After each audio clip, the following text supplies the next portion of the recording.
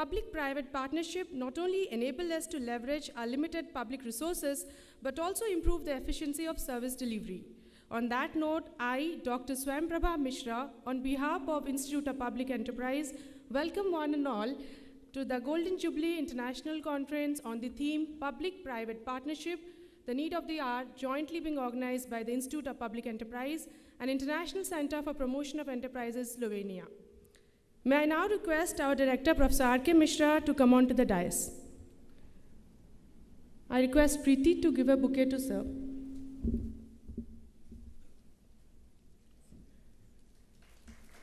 I request Mr. Zanis Budopnik, Acting Director General, ICP Slovenia, to come on to the dais. I request Sindhu to give a bouquet to sir.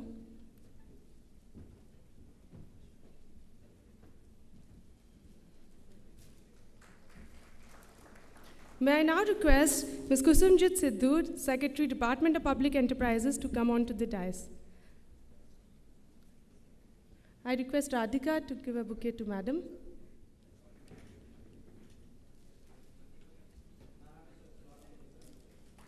I now request Ms. Mojca Hrvacic, Minister Plenipotentiary of the Embassy of Republic of Slovenia, to come on to the dais. I request Avilasha to give a bouquet to Madam. I now request Sri Jayesh Ranja, Vice Chairman and MD, Andhra Pradesh Industrial Infrastructure Corporation, to come on to the dais. I request Sambedana to give a bouquet to sir.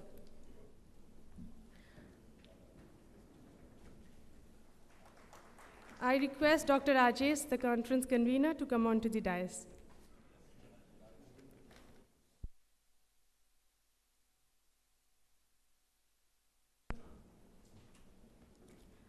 We'll now go for the prayer song.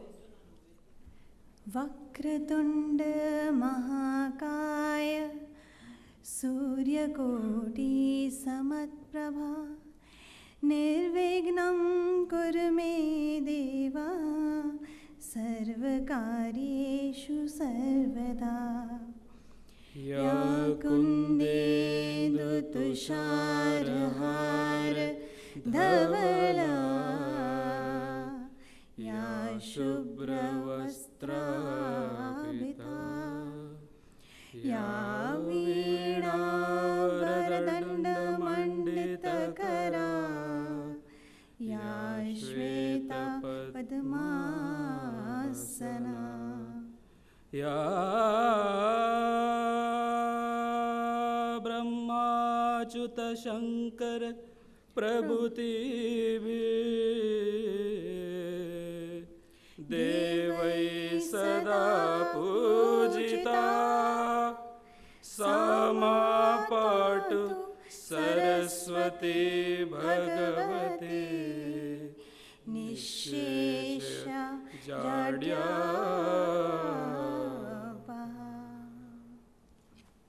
Thank you, Shrikant and Preeti. May I now request our chief guest, Mrs. Kusumjit Sidhu, and other dignitaries in the dais to join in for lighting the ceremonial lamp.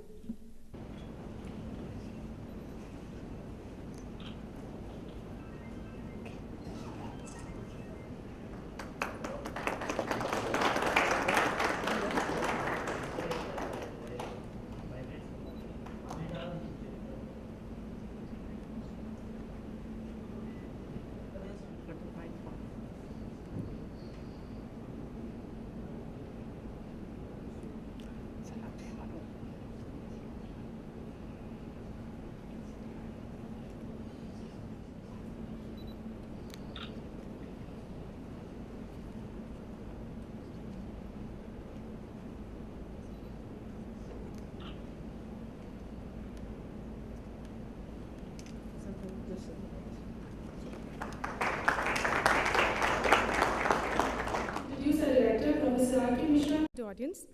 Dr. R.K. Mishra is the ONGC Supi Rahachya Professor on Corporate Governance and Senior Professor and Director at Institute of Public Enterprise, Hyderabad. A PhD from University of Rajasthan and a visiting fellow at London Business School, studied for International Teachers Program and STA Bocconi, Milan. Dr. Mishra taught at the University of Bradford, Mercedes Sciences de Homes, Paris, Faculty of Economics, University of Ljubljana. He is a member of the UN Task Force of International Standards of Excellence in Public Administration and Education, and also a special invite on the OECD Working Group on Privatization and Corporate Governance of State-Owned Enterprises and Asian Network of Corporate Governance. Alongside, he is Vice President, International Association of Schools and Institutes of Administration, Brussels. He has considerable experience of teaching and guiding research for a doctoral degree in Management, Economics, Public Administration, and Commerce. His areas of interest include corporate governance, international management, international finance, public-private partnership, restructuring, and environmental administration. Now I request Professor Mishra to give the welcome address. Thank you, Swam Prabha. Let me, at the outset, give a very hearty welcome to all the distinguished guests on dais and off the dais. And I think we can give a big clap to ourselves on that. Friends, a very great day in the sense that we are discussing a very important thought. Thoughts can change the destiny of a country, of people, of the world. We have been talking of public sector, we have been talking of private sector. We never talked of the third form of government or third sector of economy. The truth might be lying somewhere between the public sector and private sector. And I think the PPP, I'm sure, is that missing element of which we are going to talk for today and tomorrow.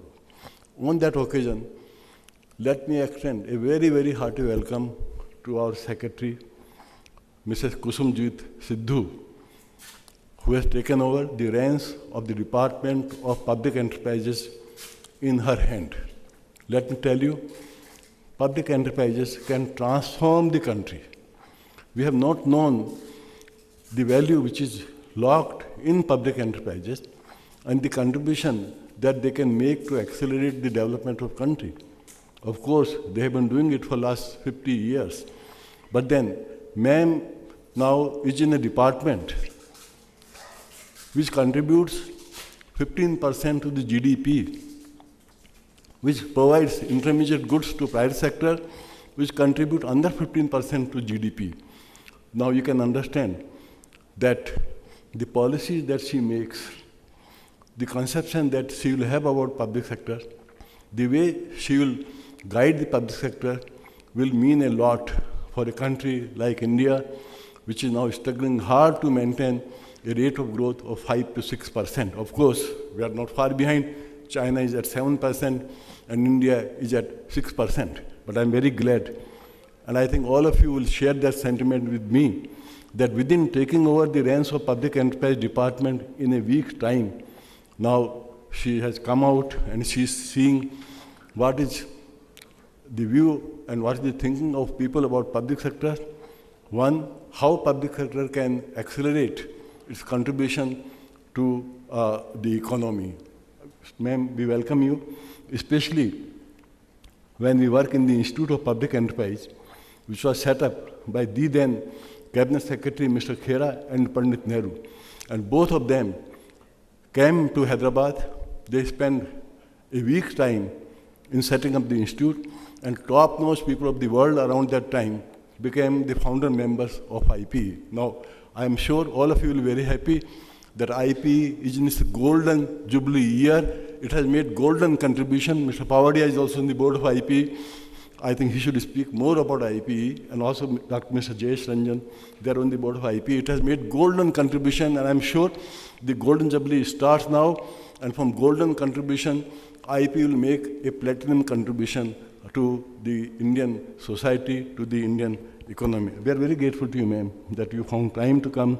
You are very kind, and you are very understanding, I think, of the educational institutions which work in the area of public sector management.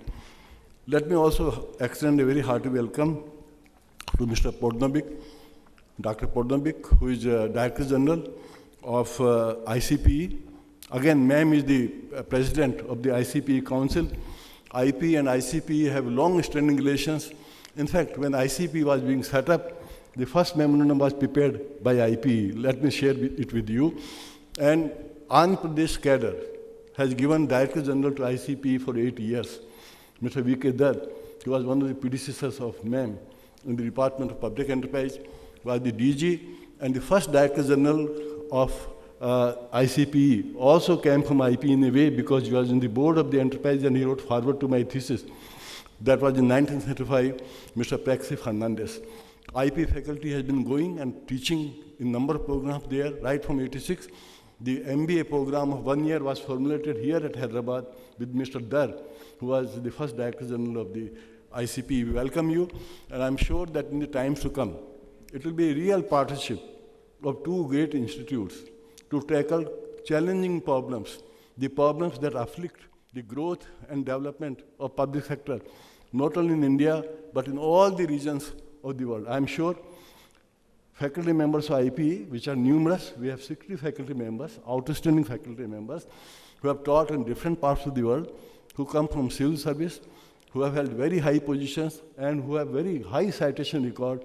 With them, I'm sure when the ICP faculty comes together, we'll prop up the amount of work, the speed of work, and we'll create a sort of blaze and blast, I think, in the field of academics.